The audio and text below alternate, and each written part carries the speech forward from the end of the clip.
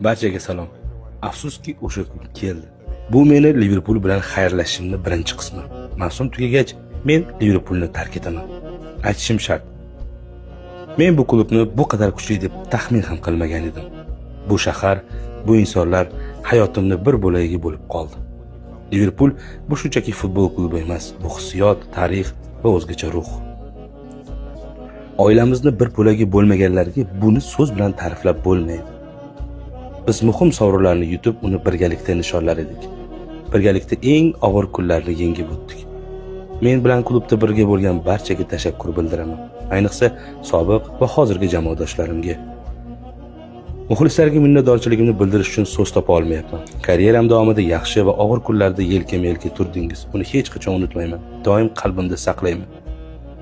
Ketish doim mushkul. Menga hayotimning eng zo'r onlarini taqdim etdingiz. Doim sizlardan biringiz bo'lib qolaman.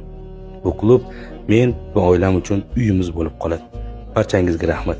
Sizlar sababli hech qachon yolg'iz emasman.